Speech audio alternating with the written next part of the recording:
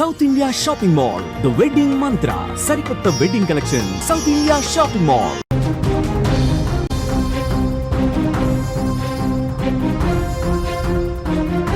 మరో breaking news చూస్తున్నాం. రాజన్న సిరిసిల్ల జిల్లాలో మరో దారుణం చోటు చేసుకుంది. తండ్రిని కారుతో ఢీకొట్టి కొడుకు చంపేశాడు. తాగుడికి బానిసై కుటుంబాన్ని వేధిస్తున్నాడని తండ్రిని హత్య చేశాడు. చెందుర్తి మండలం దేవుని తండాలో ఈ ఘటన చోటు చేసుకుంది. వరుస హత్యలతో చెందుర్తిలో కలకలం రేపుతోంది. గత వారం వృద్ధురాలిని అతి కిరాతకంగా మనోజ్ చంపిన విషయం మరొక ముందే రాజన్న సిరిసిల్ల జిల్లాలో మరో దారుణం చోటు చేసుకుంది. కన్న తండ్రిని కారుతో ఢీకొట్టి అల్లారు ముద్దుగా పెంచుకున్న కుమారుడే చంపేశాడు. కుమారుడు ఈ దారుణానికి ఒడిగట్టడానికి తండ్రి ప్రవర్తనే కారణమని తెలుస్తోంది. తాగుడికి బానిసై కుటుంబాన్ని వేధిస్తూ ఉండడంతో హత్య చేసినట్టుగా సమాచారం. చెందుర్తి మండలం దేవుని తండాలో ఈ ఘటన చోటు చేసుకుంది. గత వారమే చెందుర్తిలో మనోజ్ అనే యువకుడు వృద్ధురాలిని అతి కిరాతకంగా నరికి చంపగా ఇప్పుడు తండ్రి చేతిలో కుమారుడు హతమవడం సంచలనంగా మారిందని చెప్పుకోవచ్చు. వరుస హత్యలతో స్థానికులు, జిల్లా వాసులు ఉలిక్కి పడుతున్నారు. ఇక ఈ హత్యపై మరింత సమాచారం మా ప్రతినిధిని అడిగి తెలుసుకుందాం. ఎస్ మోహన్, ఏంటి తండ్రినైతే ఘోరంగా కొడుకు చంపిన పరిస్థితి కనిపిస్తుంది కారుతో ఢీకొట్టి, అసలు ఏం జరిగింది? ఈ చందుర్తి మండలం దేవుని తండలో జాటోతు రాజేష్ అనే ఒక అతను వాళ్ళ తండ్రిని, తిరుపతి అనే ఆ తండ్రిని నిన్న సాయంత్రం పూట కారుతో ఢీకొట్టి 1-2 సార్లు అటు ఇటు దింపి చంపిన ఘటన మనకు ఈ జిల్లాలో, ఈ స్థానిక చందుర్తి మండలంలో కలకలం రేపుతుంది. ఇతను తిరుపతి అతను హార్వెస్టర్ మీద వేరే రాష్ట్రాలకు పనుల మీద వెళ్తా ఉంటాడు. రెగ్యులర్ గా వచ్చేది ఒక సంవత్సరంలో 2-3 నెలలే ఇంటికాడ ఉంటాడు. ఆ ఇంటికాడ ఉన్నప్పుడు భార్యతో గొడవలు జరిగేది. గొడవలు జరుగుతా ఉన్నప్పుడు ప్రతిసారి గొడవలు జరుగుతున్నాయని విషయం తెలుసుకున్న కొడుకు ఈ నిన్నటి సమయంలో గొడవ జరుగుతున్నప్పుడు ఆ కొడుకు బయట వేరే పార్టీలో ఉన్నాడు.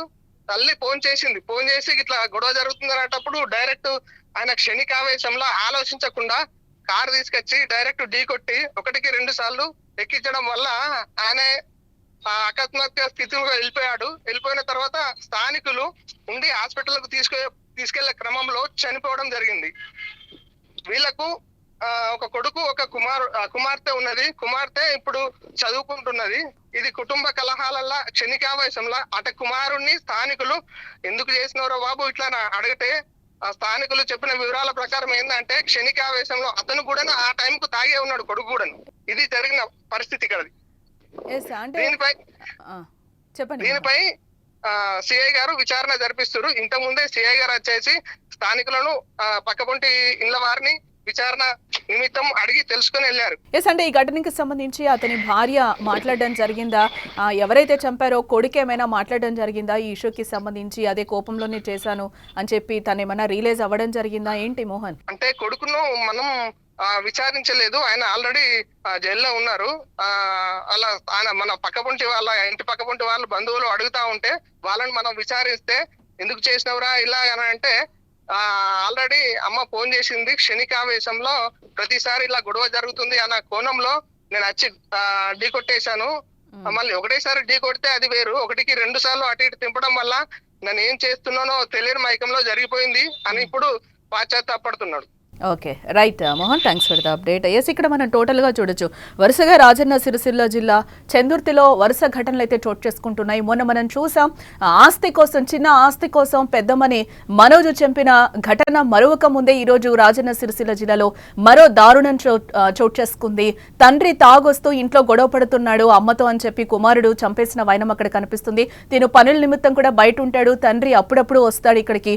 వచ్చినప్పుడు 2-3 మంత్స్ మాత్రం ఇక్కడ స్టే చేస్తూ ఉంటాడు. ఆ టైంలోనే వచ్చిన ప్రతిసారి కూడా గొడవ పడుతూ ఉంటాడు. ఆ టైంలోనే తల్లి కొడుకుకి ఫోన్ చేసి చెప్పడం వల్లనే కొడుకు ఆవేశంతో ఊగిపోయి తను కూడా ఆ టైంలో మద్యం సేవించి ఉండడం, ఇటుపక్క తండ్రి కూడా మద్యం సేవించి ఉండడం, విచక్షణ కోల్పోయి తను చంపేశానని కూడా చెప్తున్న పరిస్థితి కనిపిస్తుంది. ఎస్, క్షణికావేశంలో మనం ఎలాంటి డెసిషన్స్ తీసుకుంటున్నామో కూడా ఈ రోజు తెలియని పరిస్థితి కనిపిస్తుంది. ఎందుకు క్షణికావేశం? తర్వాత రియలైజ్ అయిన తర్వాత మనకి మిగిలేదేంటి? బూడిద తప్పితే. సో కాబట్టి మనం ఒక క్షణం ఏం చేస్తున్నాము అనేది ఆలోచించాల్సిన విషయం. ఎందుకంటే కూర్చుంటే ఏ సమస్య అన్నా సర్దుబాటు అవుతుంది. కూర్చొని మాట్లాడుకుంటే ప్రతి సమస్యకు కూడా ఒక పరిష్కారం దొరుకుతుంది.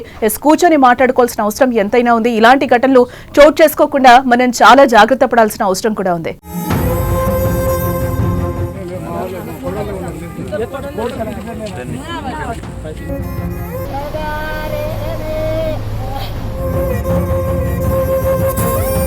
ఎస్, ఇక్కడ మనం చూడొచ్చు రాజన్న సిరిసిల్ల జిల్లాలో ఎటువంటి దారుణం చోటు చేసుకుందో. ఆ తల్లి కూడా బాధపడుతున్న పరిస్థితి. అక్కడ తట్టుకోలేక కొడుకుకైతే చెప్పింది విషయం, గొడవ పడుతున్నాడు నాన్న అని చెప్పింది. అదే టైంలో అక్కడ కొడుకు కూడా ఫంక్షన్లో ఉన్న పరిస్థితి కనిపిస్తుంది. వెంటనే వచ్చి అక్కడ తండ్రిని కారుతో ఢీకొట్టి 2 సార్లు చంపేయడం. ఎవరికి కూడా అందరికీ కూడా ఇది తీరని శోకం. ఆ కుటుంబాన్ని పెద్దని కోల్పోయిన పరిస్థితి అయితే కనిపిస్తుంది. అక్కడ తల్లి కూడా బోరున విలిపిస్తున్న పరిస్థితి అయితే కనిపిస్తుంది. అక్కడ మనం చూస్తున్నాం అంత వాతావరణం కూడా ఒక స్తబ్దుగా మారిపోయిన పరిస్థితి అయితే కనిపిస్తుంది. ఎస్, ఏదేమైనా కూడా తండ్రిని చంపడం అనేది చాలా దారుణమైన విషయం. ఎందుకంటే అది క్షమించరానిది. ఎందుకంటే ఇక్కడ కూర్చొని మాట్లాడుకుంటే సమసిపోతాయి సమస్యలన్నీ కూడా. కానీ క్షణికావేశంలో మనం ఎలాంటి నిర్ణయాలు తీసుకుంటున్నాం? తండ్రిని కోల్పోయాం, ఇంటి పెద్దని కోల్పోయాం. ఇప్పుడు తిరిగి వచ్చేది మనకి ఏమన్నా ఉంటుందా? ఆ తల్లి బాధని ఎవరు తీడుస్తారు? తండ్రిగా కూడా నీకు తండ్రి నాన్న అని పిలిచే పిలుపు కూడా ఉండదు కదా ఆఖరికి. అంటే క్షణికావేశం, మద్యం మత్తులో మనం ఏం చేసాం? విచక్షణ కోల్పోతున్నామా? విచక్షణ ఎందుకు కోల్పోతున్నాం? అదే తండ్రి తాగుతున్నాడు అని చెప్పి ఈరోజు చంపిన పరిస్థితి. నువ్వేం చేసావు ఆఖరికి? ఒక కుటుంబంలో ఒక తీరని శోకాన్ని మిగిల్చిన వాడివి అవుతావు కదా. ఎప్పటికీ దీన్ని క్షమించుకోగలుగుతావా? నీ మనస్సాక్షికి చెప్పుకోగలుగుతావా? తల్లికి ఏం చెప్తావు? వచ్చి గొడవ పడ్డాడు అని చెప్పింది కానీ చంపే అని తల్లి చెప్పలేదు కదా. విచక్షణ ఎందుకు కోల్పోతున్నావు? ఒకసారి కూర్చొని ఆలోచించండి, కూర్చొని మాట్లాడుకోండి. సమస్యలన్నీ సమసిపోతాయి. ప్రాణం పోతే తిరిగి వస్తుందా? ఆ ప్రాణం కోసం ఎంత తాపత్రయపడతావు? ఎవరిచ్చారు ఒకరిని చంపుకునే హక్కు?